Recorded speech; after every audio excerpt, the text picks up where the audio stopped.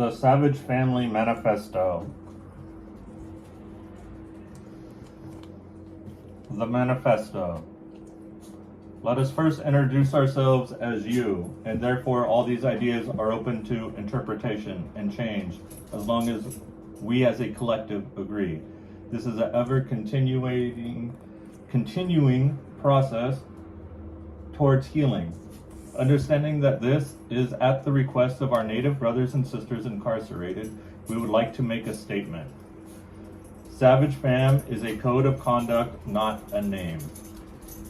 Standing against violent adversaries in genocidal environment and remain forever always movement is a choice that we have made in order to provide the example that many suggest that we need and that many claim to be.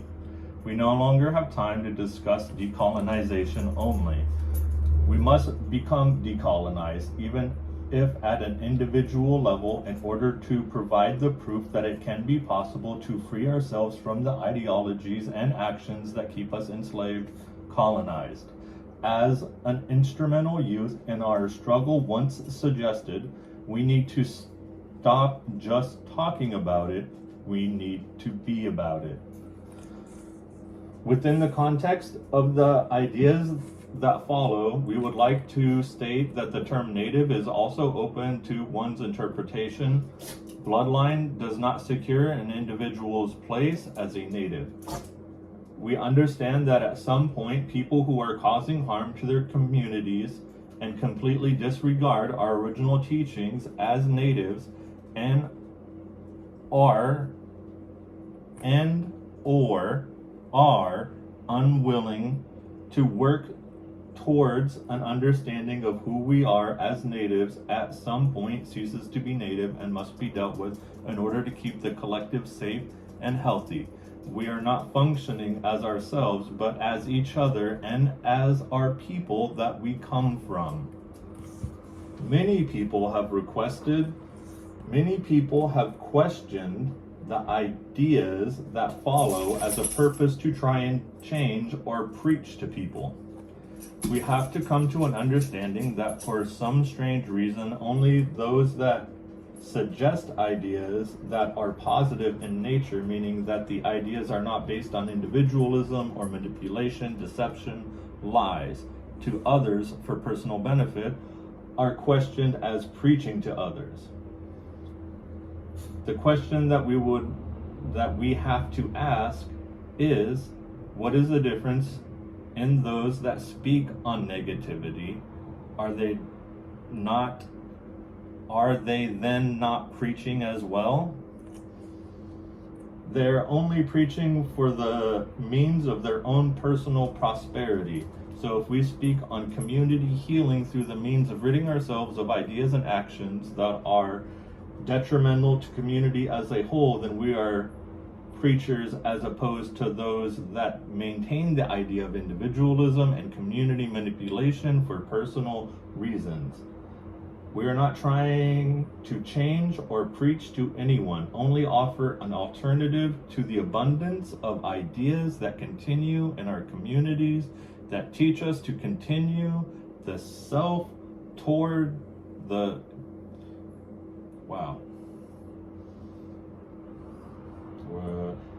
We are not trying to change or preach to anyone, only to offer an alternative to the abundance of ideas that continue in our communities that teach us to continue the self-oppression of our people. Anyone has the personal right to turn away and ignore the needs of the community, but they have an obligation or responsibility to their own peoples to work towards the needs of their people. The ideas that follow are meant for those that do and wish to stand with us as a nameless resistance to the demise of our people's ideological, physical, and mental, spiritual. Again, Savage Family is not a name, but a code of conduct. Native pride as a term or belief. We have noticed through our travels and interactions with other natives that the term native pride always has a tendency to find its way into circles of natives. In some instances, this term is used simply as a term. What is meant by this is that people talk about native pride but do not follow the principles that were, should, and are encompassed by the idea native pride as a belief. Can one truly speak on a term as native pride and then turn around and contribute to the demise of our people? Can one speak on native pride and then disrespect our women, children, elders, and people by acting in ways counter to those offered to our people as principles of being who we are and functioning as healthy peoples and communities? The answer to that is a simple no. You cannot suggest yourself as a native or from this or that specific peoples if you are working towards the continued genocide of those people. You cannot contribute to the dysfunction and the destruction of native peoples, ideological, physical, mental, or spiritually on one hand, and then suggest that you have pride in who you were, are, and will become as peoples. We are people. We are the people, the unwanted, the ignored, the marginalized, the forgotten. We do not assume that one is any better than another, and have come to the realization that as long as our communities are unhealthy, we cannot consider ourselves to be healthy individuals regardless of what we have been able to achieve or accomplish. Until we are all free, we are all in prison. We are all in prison, and we all have committed ourselves to leave no one behind in our struggle for the truth and recognition of our purpose to exist as human and spirit. The basic of the movement is to utilize traditional and contemporary wisdom of indigenous peoples for the means of empowerment. We represent a voice of indigenous revolution for social change in communities that are plagued by social ills created through colonization and genocide. S.A.V.A.G.E was not founded or established by one person or a particular group of people. Instead, the foundation of Savage Family Movement is in our indigenous brothers and sisters worldwide and the ideologies that have driven our people since time immemorial. You can cut the flowers, but you can't stop the spring from coming. Our people are under siege every day by foreign colonial systems that wish to see us removed from our place within the circle. The ones who suffer are our children. They are forced to live under two different levels of oppression. One is from the foreign illegal occupying governmental system known as the United Snakes, and the other is our own oppressed hands. Through our oppression, we have become the oppressors of our own. The voice of our most enlightened, innocent, uncorrupted are the voice ignored and suppressed. Our children are our leaders, and we treat them as non-existent within our lives. We now exist in a state of foreign government-led electoral political systems that enforce the idea that our youth do not matter or have a voice until they are 18 and are worth a vote. This concept is counter to historical traditional beliefs of indigenous ancestors who understood the importance of our children.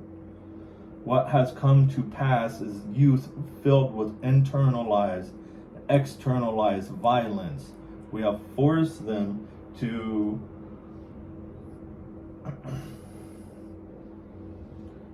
We have forced them to speak to us through violence towards ourselves and others. We have neglected and abused them for far too long and forced their hand, and yet we still lay blame on them.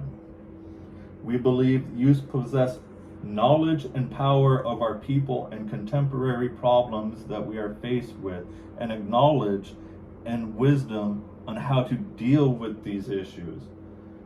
We are failing our youth as a people. We need to begin to listen to them again. We will not go into what we have done for our people, because it is them, their suffering, their beauty that drives us, and therefore we are them and deserve no credit. The purpose of the movement, struggle, and existence is non-existence as indigenous people, is to promote them. The purpose of the movement, struggle, and existence in non-existence as indigenous people is to promote the well-being of indigenous communities at all costs and by any means necessary.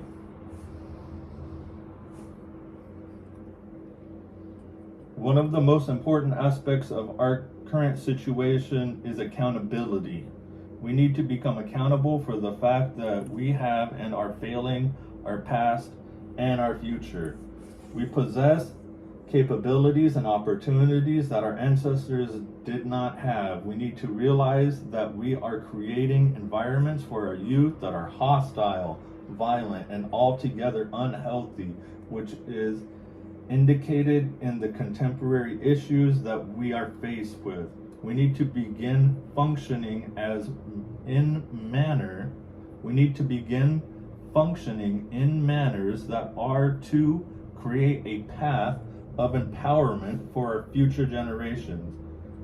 If our self-proclaimed community leaders do not live up to the guidelines and possess the virtues that leadership in indigenous communities is supposed to be functioning with, they must be called out and in turn removed from their imposed rule. It cannot be expected for the youth of the community to be functioning in a healthy manner if the leadership is functioning corruptly. This is not to blame the issues on the individuals who are acting corruptly, but begin to questioning the system of corruption that has been opposed on our people for the past 515 years. I think this part needs an update. There is no victim, only reasoning to call to question issues that we often avoid. Another issue that arises is our tendencies to have allegiances to foreign colonizing systems of control. We need to hold no allegiance to outside national social structure system. We cannot be functioning on the lies of sovereignty, anonymity, and self-determination if we hold allegiance to foreign nations, especially if those nations have interests of maintaining oppression, genocide, and control over our destinies of existence. We are our people, and should be addressed and address ourselves as such.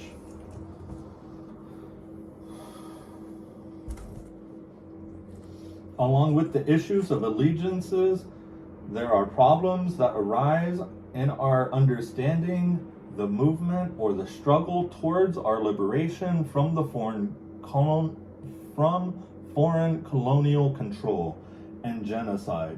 We need to begin to recognize that the movement does not have a face or a name. The movement has always been and will continue to exist with or without an organization of individuals. This is not to say that certain people do not step up, but we need to rid ourselves of egos.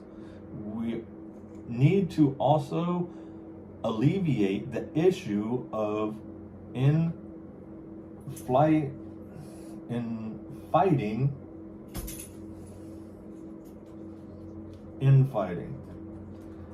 If your medicine is good and your motivations are righteous, then nothing can defeat the spirit of the movement. At all moments, you should exist as the spirit of the causation of the movement. If your medicine is good and your motivations are righteous, then nothing can defeat the spirit of the movement. At all moments, you should exist as the spirit of the movement and function without focusing on the intentions of others toward you. You are not special, but you are all special, and as long as we place blame and create accusations, we cannot keep it movement on a path to healing. We cannot focus on hating each other. We need to recognize and realize again who our real enemy is. It is the system that continues to destroy us and even makes it possible for those of our own who wish to do harm to the people to even think of functioning in these manners. We need to place our attention on destroying that system so selling out will no longer be necessary, because there will be nothing that is offered by those who wish to see us destroyed that can rival the gifts we possess already. However, at this point, where sellouts, snitches, and fakers do exist, they should be of little concern because their medicine is weak when observing the larger picture of our spiritual existence.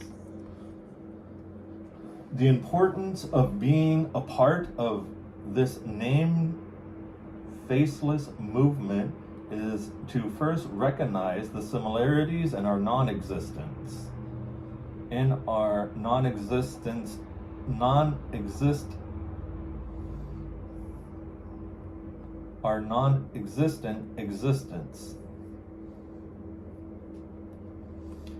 We as Native people share in the fact that we have continuously been victimized by other non-natives to the point that we have become complacent with our assumed position of inferiority. We have victimized ourselves, our family, and our relations. Relations is being used in the most loose of definition. Relation is, in this context, suggested all Native relatives that share in this struggle against illegally occupancy of our homeland given to us by Creator. More readily, when we are willing to protect them from the constant attack of being placed on us. We have become the primary culprits in our extinction process. We have gone against millennial of teachings from our ancestors. In fact, we are directly fighting against those utilizing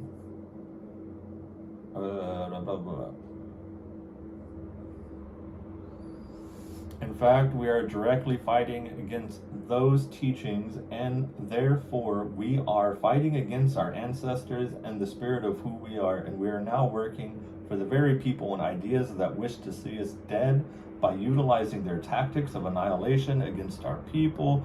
This needs to stop at all costs, by any means necessary.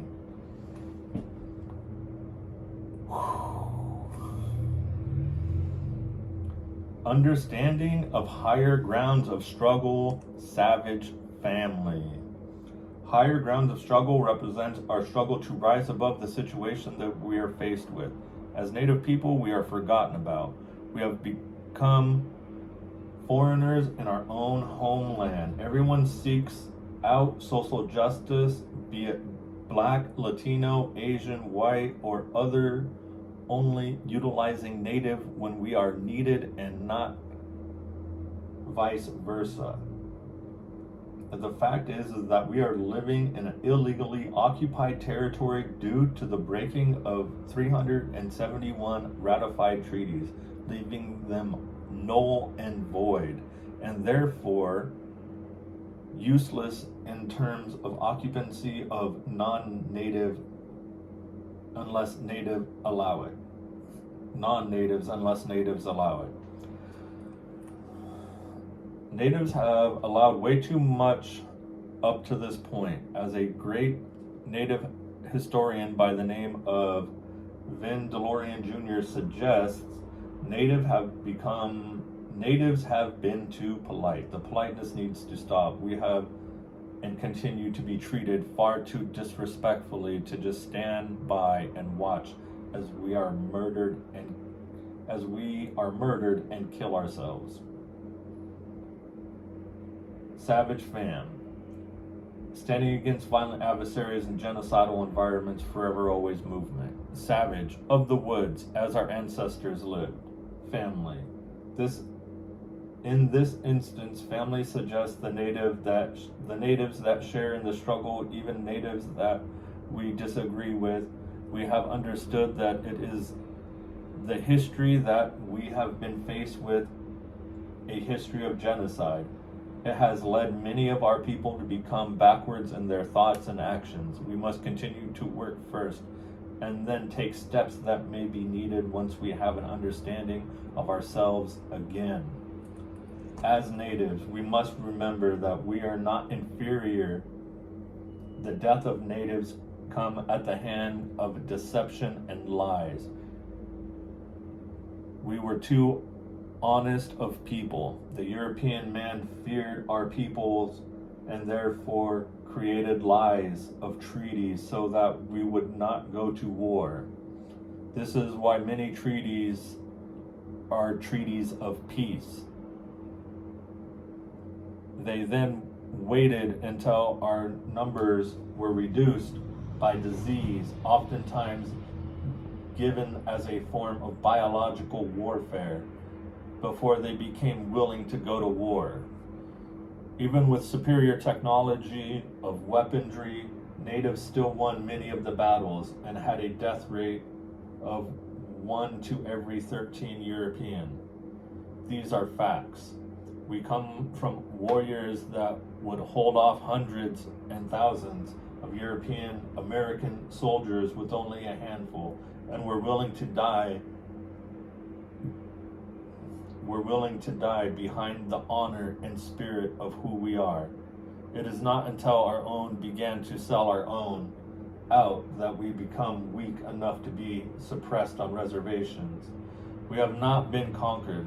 That spirit still lives in our spirits and walks beside us as our ancestors. Only when we choose the ways of others do we become weak. We are natives. Even in the face of hundreds of thousands, we shall be willing to stake ourselves to the ground and defend who we are. Nobody can stop our spirits as long as we allow it to live. Obligation and sacrifice are ideas that many of us have forgotten about, but should guide us as natives in our current state of emergency to free ourselves from all ties that bind us. Our obligations to our people should have us ready and willing at any time to sacrifice anything for betterment of our people. Obligations. We are born of prayer that our ancestors offered since time immemorial. Our obligation is to that fact and to them. Our obligation is to not want or need anything for ourselves, but instead be willing to sacrifice and give everything that we may have in order to protect our people and communities. Due to our ancestors' selflessness, we are still present in physical existence. Our obligation is to keep the spirit of our people living within these obligations. To keep the spirit of our people living. Within these obligations comes not only protection of our people, but also the cause to learn and understand the teaching of our people, and or make it possible that our people and communities can continue these cultural traditions, teachings, understandings without outside interference. We must go to work. We must work to revitalize and maintain our language, stories, songs, spirituality through constant attack and siege being made against our people. We have been told that we are, as natives, do not matter, and that it is not a beautiful existence to be native. Our obligation is to restore the pride and beauty of being native. We must not allow non-natives and natives that wish our people harm to function. Our strength is in our beliefs, values, and understanding of our obligation for sacrifice. Once we understand our obligation to our traditions, we will begin to understand our purpose and cause behind our traditions, and we will begin to know ourselves without fear of who we are. Our obligation to protect who we are as people by any means necessary, be it one-on-one or one against a million. One with the understanding of spirit is stronger than millions with no understanding at all. Sacrifice. Sacrifice is our willingness to endure the level of physical, mental, and spiritual pain, anguish, and suffering so that our people do not have to endure themselves. Our complete purpose is to create and maintain a healthy environment for our people, even at the risk of our own health. If we sacrifice and are willing to sacrifice behind the physical, mental, spiritual meanings of being native, then our people will begin to understand the importance of being native again. And if we are willing to be injured and or to die behind being native, something that we should be willing to do, people will once again understand what it is to be native. This does not mean to sacrifice without good reason. We must understand that the traditions of our people in order to understand what it is we are sacrificing and what sacrifices need to be made. This is why we must understand our obligation to our people, and also why obligation and sacrifice go hand in hand. Faceless, nameless, voiceless movement. The movement and cause behind being native exists with or without us. We are not special in that fact. We are not special in that fact.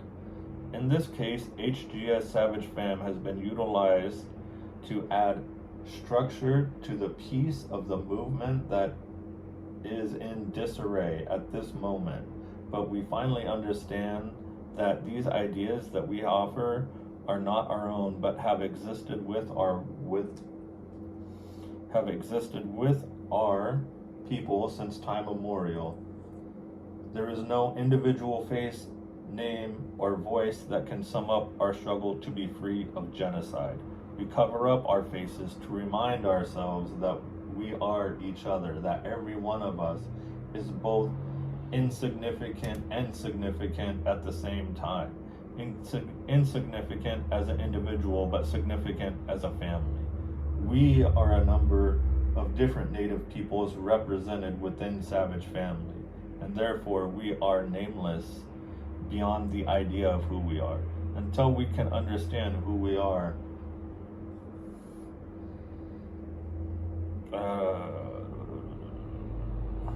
oh my gosh. And therefore we are a nameless beyond the idea of who we are. Until we can understand who we are,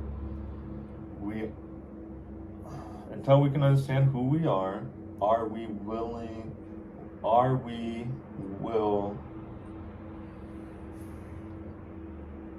I'm so lost. Until we can understand who we are, we will remain nameless. I don't know why that was so difficult. We all share in a voice of struggle against oppression of our people, and therefore, once one person's voice is heard, we are all being heard. Facelessness, namelessness, and voicelessness allows for us to be willing to sacrifice without the recognition, but for the purpose of obligation. We stand together as a family, not as an individual within a family. S.A.V.A.G.E, faceless, nameless, voiceless movement.